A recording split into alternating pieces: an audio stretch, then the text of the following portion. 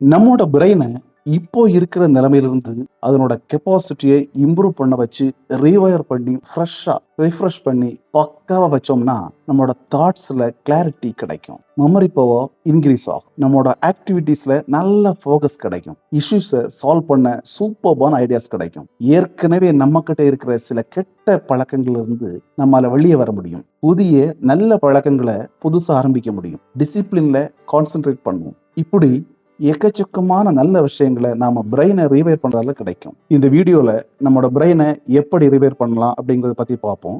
இதே மாதிரி உங்களோட growthக்கு தேவைப்படுற நல்ல விஷயங்களை தெரிஞ்சுக்க இப்பவே இவால்வ் தமிழ் சேனலை சப்ஸ்கிரைப் பண்ணிட்டு வீடியோவை ஸ்கிப் பண்ணாம முழுசா பாருங்க. வாங்க வீடியோக்குள்ள போலாம்.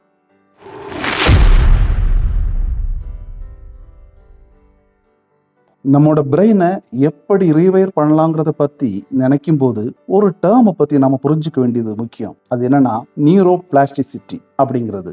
நியூரோ பிளாஸ்டிசிட்டி அப்படின்னா என்னன்னா நம்மோட பிரெயினுக்கு தானாகவே தன்னை ரிப்பேர் பண்றதுக்கான கெப்பாசிட்டி உண்டு. அதைத்தான் நியூரோ பிளாஸ்டிசிட்டி அப்படின்னு சொல்றோம். அது என்னன்னா பழைய பிரெயின்ல இருந்து பெட்டரா நம்மளோட பிரெயினை மாற்ற முடியும். அதாவது நம்மையே நமக்கு மாற்ற முடியும். நியூரோ பிளாஸ்டிசிட்டி நடக்கும்போது இந்த ரெண்டு நியூரான்ஸுக்கு இடையில இருக்கிற கனெக்ஷன் இருக்குல்ல, சினாப்சிஸ் அப்படின்னு சொல்ற கனெக்ஷன், அது நல்ல பெட்டரா இருக்கும்னு சொல்றாங்க.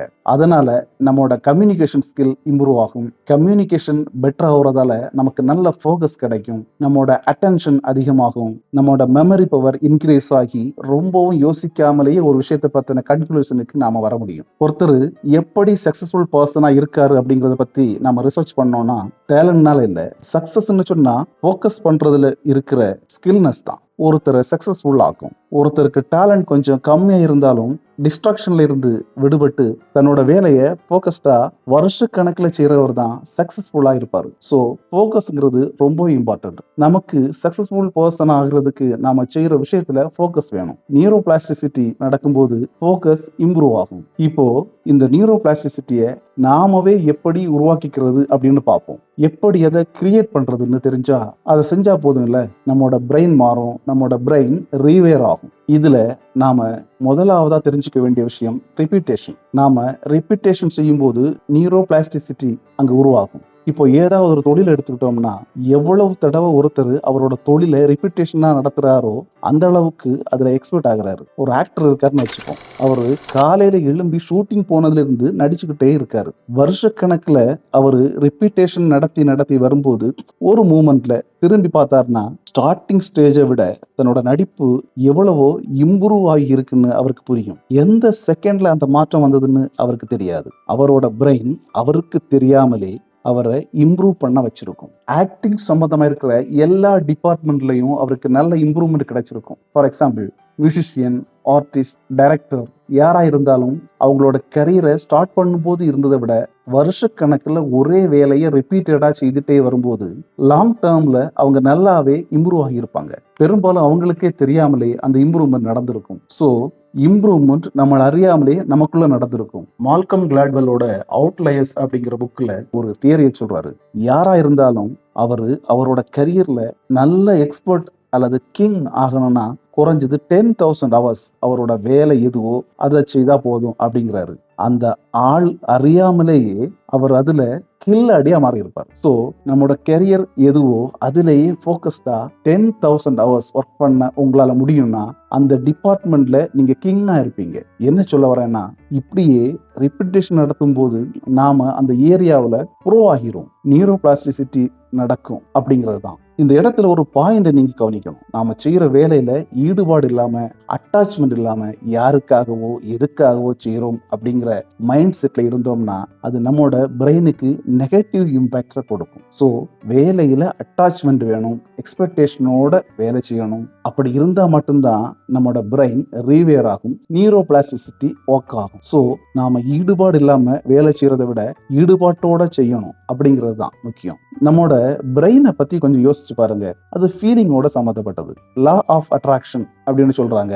சப்கான்ஷியஸ் மைண்ட் ரீப்ரோக்ராம் பண்ணலாம்னு சொல்றாங்க.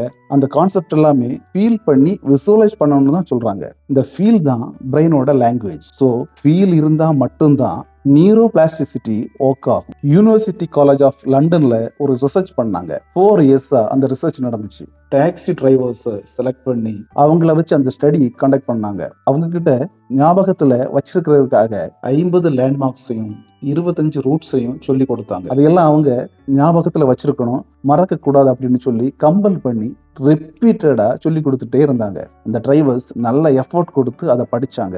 4 இயர்ஸ் தாண்டினதுக்கு அப்புறம் அவங்க பிரெயினோட எம்ஆர்ஐ பார்க்கும்போது அவங்களோட ஹிப்போ கேம்பஸோட சைஸ் ஆர்டினரி பர்சனுக்கு இருக்கிறத விட பெருசா இருந்துச்சு. அதே நேரத்துல 2-3 ரூட்ல மட்டும் ரெகுலரா எப்பவுமே டிராவல் பண்ற பஸ் டிரைவர்ஸோட எம்ஆர்ஐ பார்த்தா எந்த சேஞ்சுமே இல்லாம இருந்துச்சு அப்படிங்கிறத கண்டுபிடிச்சாங்க. ஸோ ரெகுலரா நாம நம்மளோட பிரெயினுக்கு சேலஞ்சஸை கொடுத்துட்டே இருக்கணும். அதனாலையும் நம்மளோட பிரெயின்ல சேஞ்சஸ் இம்ப்ரூவ் ஆகி இருக்கணும், ரீவேர் ஆகணும்னு கண்டுபிடிச்சாங்க. அதே மாதிரி புது புது விஷயங்களை நாம படிச்சுக்கிட்டே இருக்கணும். அதுவும் ஒரு சேலஞ்சு தானே. ஒரு புதிய லாங்குவேஜா கூட இருக்கலாம். எல்லாமே படிச்சு தான் ஆகணும். இந்த வேர்ல்டு ஒவ்வொரு வருஷமும் சேஞ்ச் ஆகிட்டே இருக்கு. இந்த நிலைமையில நம்மளோட கெரியர்ல நம்ம தாக்கு பிடிக்கணும்னா மாறி வர்ற எல்லா விஷயங்களையும் நாம படிச்சுதான் ஆகணும். இந்த புதிய விஷயங்களை பத்தின படிப்பு எல்லாம் நம்மளோட பிரெயினை பெட்டர் ஆக்குறதுக்கு ஹெல்ப் பண்ணும். நம்மளோட பிரெயின் ரீவேர் ஆகும். நியூரான்ஸ்ல சேஞ்சஸ் வர்றதுனால நம்மளோட பிரெயின்ல சேஞ்சஸ் வரும்னு சொல்றாங்க. ரெண்டாவது பாயிண்ட் என்னன்னா, நம்மளோட பிரெயின் நம்மளோட லிவிங் அட்மாஸ்பியரை பொறுத்து மாறும். அதை கவனிச்சோம்னா அந்த மாற்றத்தை நமக்கு யூஸ்ஃபுல்லா மாற்ற முடியும். ஃபர்ஸ்ட் திங் என்னன்னா, small videos, for example TikTok, insta reels, shorts, இதெல்லாம் ரெகுலரா ஸ்க்ரோல் பண்ணிட்டே இருக்கிறவங்களை பொறுத்த வரைக்கும் அவங்களோட ட்ரோபோனின் சிஸ்டம் பிரேக் ஆகும்னு ரிசர்ச்ல சொல்றாங்க. அவங்க சும்மாவே ஸ்க்ரோல் பண்ணிட்டே இருப்பாங்க, அடுத்தடுத்த வீடியோஸ்க்கு போயிட்டே இருப்பாங்க. அவங்களோட எமோஷன்ஸும் சேஞ்ச் ஆகிட்டே இருக்கும். இதனால என்ன ஆகும்னா, அப்படிப்பட்ட ஆட்களோட ஃபோக்கஸ் பண்ற கெப்பாசிட்டி குறைஞ்சிட்டே வரும். பொறுமை இருக்காது. நாம சக்சஸ் ஆகணும்னா லாங் டைம்ல கன்சிஸ்டண்டா எந்த டிஸ்டர்பன்ஸும் இல்லாம நம்மளோட வேலையை நாம தொடர்ந்து செஞ்சுக்கிட்டே இருக்கணும். ரிசல்ட்டுக்காக வெயிட் பண்ண வேண்டி இருக்கும். ரீல்ஸ் ஸ்க்ரோல் பண்ணிட்டு இருக்கிற ஆட்களை பொறுத்த வரைக்கும் அவங்களுக்கு பொறுமையே இருக்காது. நாம பாசிட்டிவான ஆட்களோட டீல் வச்சிருக்கும் போது அவங்க கூட இன்ட்ராக்ட் பண்ணும்போது ஆக்சிடோசின் மாதிரியான ஹார்மோன்ஸ் செக்ரிகேட் ஆகும். அது நம்மளோட பிரெயின் ஹெல்த்துக்கு ரொம்பவே நல்லது.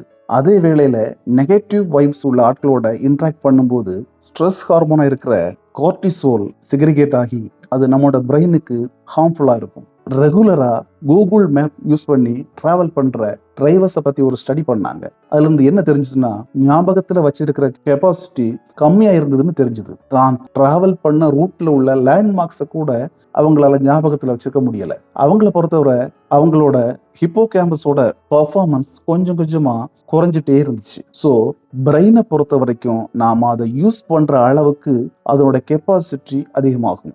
எந்த இடத்துல அதனோட யூசேஜ் குறையுதோ அது வீக் ஆகுதுன்னு அர்த்தம். இது பிரெயினுக்கு மட்டும் இல்ல, நம்மளோட ஹோல் பாடிக்கும் பொருந்தும். நம்மளோட மசில்ஸ் கூட எந்த அளவுக்கு நாம ஒர்க் அவுட் பண்றோமோ அந்த அளவுக்கு ஸ்ட்ராங் ஆகும். ஒர்க் அவுட் பண்ணலன்னா வீக் ஆயிரும். அடுத்த பாயிண்ட் என்னன்னா, நம்மளோட பிரெயினை பத்தி நமக்கு ரீவேர் பண்றதுக்கு நாம யூஸ் பண்ண வேண்டிய மற்றொரு டூல் விசுவலைசேஷன். நாம ஆசைப்படுற ஒரு விஷயம், அது ஒரு நல்ல பழக்கமா இருக்கலாம், நாம விரும்புற ஒரு எய்மை அச்சீவ் பண்றத பத்தி இருக்கலாம். அதை நாம அச்சீவ் பண்ண பிறகு நம்மளோட லைஃப் ஸ்டைல்ல வர்ற சேஞ்சஸ், நம்மளோட ஃபீலிங்ஸ், அப்படி எல்லா விஷயங்களையும் சேர்த்து விசுவலைஸ் பண்ணி அதையே பிராக்டிஸ் பண்ணிட்டு இருந்தோம்னா அது நம்மளோட நியூரோ பேத்வேல சேஞ்சஸை உண்டாக்கும்னு சொல்றாங்க. ஸோ எதை விரும்புகிறோமோ அதை பத்தி விசுவலைஸ் பண்ணிட்டே இருக்கும்போது அதை பத்தின ஒரு சேஞ்ச் நம்மளோட பிரெயின்ல தான் முதல்ல வரும். நாம் அதை பத்தி விசுவலைஸ் பண்ணிட்டு இருக்கும்போது நம்மளோட பிரெயின் நம்மளை அறியாமலே அந்த விஷயத்தை பத்தி தேடிட்டே இருக்கும்.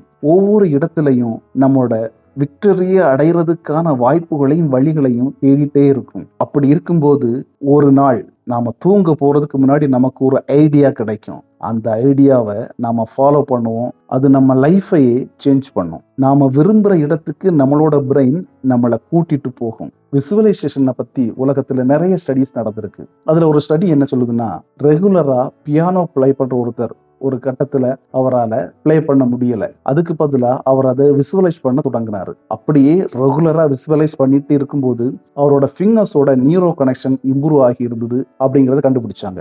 அவர் பியானோவை தொடக்கூட இல்லை, ஜஸ்ட் விசுவலைஸ் செய்ததுனால அவரோட விரல்களோட நியூரோ கனெக்ஷன் இம்ப்ரூவ் ஆச்சுது. அதே மாதிரி யூஎஸ்ல அத்லெட்ஸ்க்கு இடையில நடந்த ஒரு ஸ்டடியில என்ன தெரிய வந்ததுன்னா, ஒரு குரூப் அத்லெட்ஸுக்கு பிராக்டிஸ்க்கான ரொட்டீனை கொடுத்து பிராக்டிஸ் பண்ண வச்சாங்க. வேறொரு குரூப் அத்லெட்ஸுக்கு ஜஸ்ட் விசுவலைஸ் பண்றதுக்கான ரொட்டீனை கொடுத்தாங்க. விசுவலைஸ் பண்ண ஆட்களுக்கு பிசிக்கலி பெர்ஃபார்ம் பண்ண ஆட்களை மாதிரி தான் சேஞ்சஸ் பாடியில் நடந்துச்சுன்னு அந்த ஸ்டடி ரிசல்ட்ஸ்ல தெரிய வந்துச்சு. ஸோ எல்லா ஸ்டடியுமே என்ன சொல்லுதுன்னா, நாம ஜஸ்ட் விசுவலைஸ் பண்ணும்போது நம்மளோட நியூரான்ஸ்ல சேஞ்சஸ் வந்து நாம கொஞ்சம் கொஞ்சமா நம்மள அறியாமலே அந்த ஆக்டிவிட்டிஸுக்கு உள்ள போயிடுவோம். ஸோ விசுவலைசேஷனும் பிரெயினை ரீவைர் பண்றதுக்கான ஒரு வழிதான். நீங்க ஒரு விஷயம் கவனிச்சிருக்கீங்களா? நமக்கு சின்ன வயசுல உள்ள எனர்ஜி, உற்சாகம், கனவுகள், கற்பனைகள் எல்லாமே வயசு ஆக குறைஞ்சிட்டே வரும். குறிப்பிட்ட ஒரு வயசுக்கு மேல எதுலையுமே ஒரு அட்டாச்மெண்ட் இருக்காது. எல்லாமே கடமைக்கு செய்யற மாதிரி இருக்கும். ஆனா சின்ன வயசுல நான் எவ்வளவு எனர்ஜெட்டிக்கா இருந்தேன்னு வாய்ப்பு கிடைக்கும் போது யாருக்கிட்டையாவது சொல்லுவோம். வேற சிலர் பல கெட்ட பழக்கங்களுக்கு அடிமையாகி ஏகப்பட்ட பிரச்சனைகளை மாட்டிட்டு இருப்பாங்க. ஸோ இந்த நியூரோ பிளாஸ்டிசிட்டி, விசுவலைசேஷன் இப்படிப்பட்ட டெக்னிக்ஸை யூஸ் பண்ணா அவங்களுக்கும் பழைய எனர்ஜெட்டிக் பர்சனா மாற முடியும், ஆக்டிவா இருக்க முடியும், விரும்புகிற வாழ்க்கையை வாழ முடியும், அவங்களோட பிரெயினை ரீவைர் பண்ண முடியும், இம்ப்ரூவ் பண்ண முடியும், பிரெயினோட கெப்பாசிட்டியை அதிகப்படுத்த முடியும். இப்போவே இந்த விஷயங்களை நாம ஃபாலோ பண்ணோம்னா நம்முடைய பிரெயின் நம்மளை நாம எதிர்பார்க்காத ஒரு உயரத்துக்கு கொண்டு போகும். வீடியோ பிடிச்சிருந்தா லைக் பண்ணுங்க, தெரிஞ்சவங்களுக்கு ஷேர் பண்ணுங்க. வீடியோ பத்தின உங்களுடைய கமெண்ட் பாக்ஸ்ல சொல்லுங்க. சேனல்ல இதுவரைக்கும் சப்ஸ்கிரைப் பண்ணலன்னா இப்போவே சப்ஸ்கிரைப் பண்ணுங்க. என்றும் அன்புடன் லீ வின். நாமும் மாறி உலகையும் மாற்றுவோம்.